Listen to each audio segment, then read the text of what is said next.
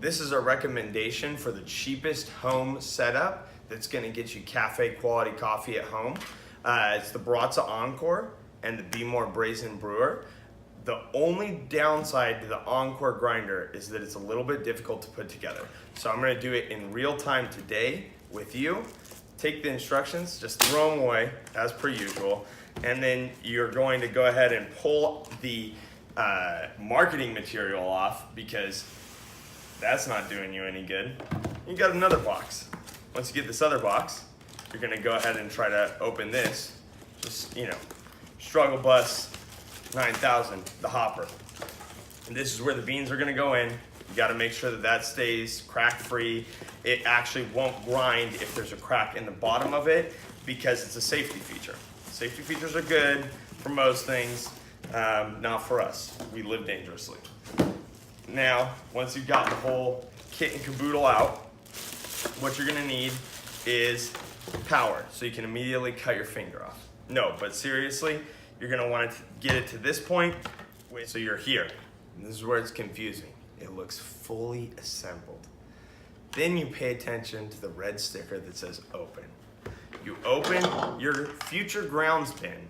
You take out the bristle brush, which will help you keep it clean later. The knob, that is the easiest part to install because you're gonna go ahead and put it on the side and find just where it fits on. It only fits on one way. So this has a like repeating on-off switch. It's just gonna keep going from off to on if you turn it and turn it and turn it. And then this little bacon collar. You're gonna go ahead and turn the grinder on the side if it makes it easier to look at it, but towards you. I'm pointing it towards the camera. And you've got little notches. The little notches go where the red standing up piece is and the white standing up piece is on the inner track on that plastic piece. And I know that sounds confusing, but it should look like this when it's done. And if you look on, I'm gonna do it one more time. If you look on the track itself right now, you can see you've got a little tiny lip underneath that red post and that white post on the other side. And you've got a little tiny hole on this rubber silicone gasket where you can put it on that track. So again, you have those, you stick it on probably one side and then the other side and go around. It will be snug, but it will not be super flush. It's just gonna be moderately flush because we don't know why. There must be a reason. Baratza didn't do anything by accident. And again, it should look like that when you're done. Nice and seated on. Then this is very simple because you've got one marker on this hopper. It's the only protrusion on the plastic hopper. And you're gonna go ahead and click that on the coarsest setting where there's an arrow and turn it and you hear that clicking sound. Now you're engaging the different grind settings on this grinder. Now we can test it by plugging it in. Plug it in, and if you got that sound, you're in the business. And you can notice when you turn it to unlock, it'll turn that off, even though you're in the on position. And when you turn it on and go down, it stays on. Finally, we're gonna show you how to do this with the Behmor Brazen brewer. All right, we're back on your favorite cooking channel on YouTube, MoonGoat Coffee. Take the open container, leave that sticker on forever, and find yourself either a scale or a 1/4 cup scoop. Not too hard to find in the traditional American household. And you're gonna do 2 scoops for the smallest batch. You wanna make sure that they are leveled off if you like your coffee normal. If you're a crazy person, you're gonna do heaping scoops. If you are a sophisticated person, you're gonna do slightly underfilled scoops. So, with the scale, you'll notice a leveled off scoop is gonna be very close to 20 grams. Without the scale, you're not gonna notice anything because you're living your best life, and I appreciate that. So, we're gonna do a full 4 scoop batch today, and On the scale right now, I'm reading 85 grams. I went a little heavy on the last 2 scoops because I'm a crazy person. You're gonna go ahead and add those to your hopper only after you plug it in like we did, and the camera cut missed what actually happened. And you're gonna turn it on and set this to the right grind setting. So I'm gonna go with a 25. That's 40 to 0 being the total adjustment range, about a third of the way down. Then I'll go ahead and add the beans, put the grounds bin back so that I don't get grind all over the counter.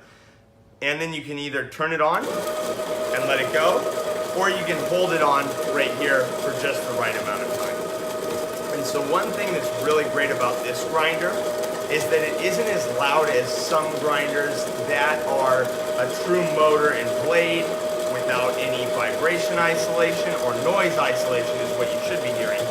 And when it feels beans hitting the burrs, it actually slows down the grinding, which is good for 2 reasons. It'll make it last longer, and it keeps it a little bit quieter. There are other things that you can nerd out about that I'll nerd out about, but you don't need to worry about them today. So, it does take a second, but you gotta remember, this is gonna make you a big, full batch of coffee, serving at least 8 to 10 people. So once you hear the beans are done, turn the grinder off, and now we're gonna switch over to the Behmor. First thing you wanna do is fill it with water and have a good steam bath to pose behind. So, I'm filling this to the top line.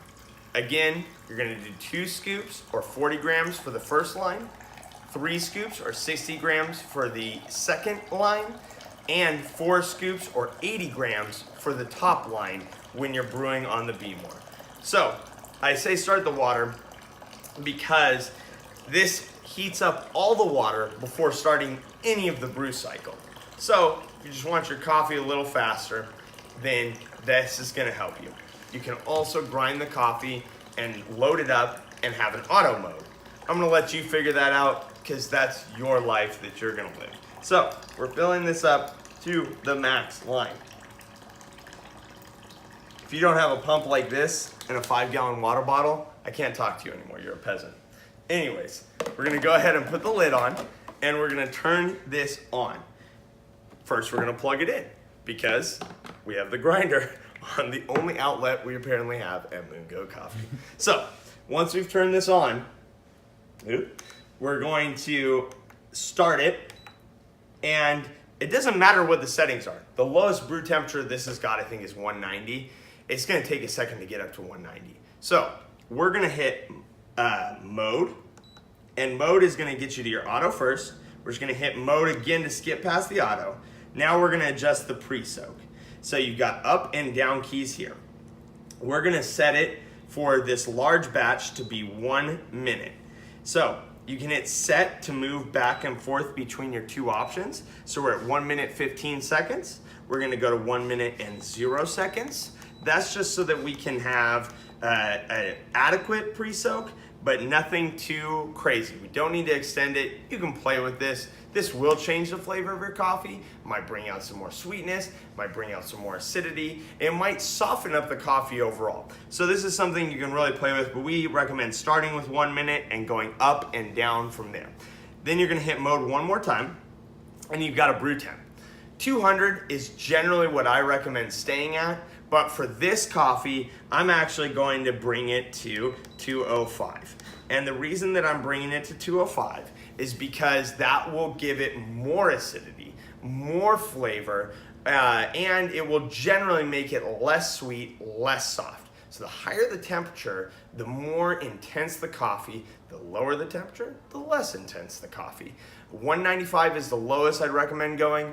200 is where I'd say start at, and 205 is the highest I'd recommend going. Not because this can't brew hotter, it's more or less that it actually takes longer to brew at those higher temperatures. So we're gonna hit mode one more time. We're back at auto, and we can keep going through, and you'll see the only other thing you wanna check is to make sure that your feet above sea level is accurate. So it's at 0, we're sitting right by the beach, it's perfect, and you see the temperature climbing. It's at 135, which means I don't have a lot of time. So I'm gonna take out the basket, I'm gonna grab a filter, Get these filters at Smart and Final.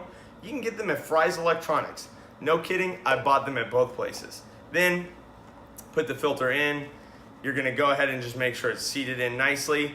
If you wanna have bonus brewer points, whatever that means, you can tuck the bottom corners into the edges. You'll just notice that this filter sits a little lower with that. And then we're gonna take the ground coffee from the grind chamber and put it in. No need to rinse or do anything crazy. I'm gonna go ahead and just shake it to make sure that it's flat. Nice level surface.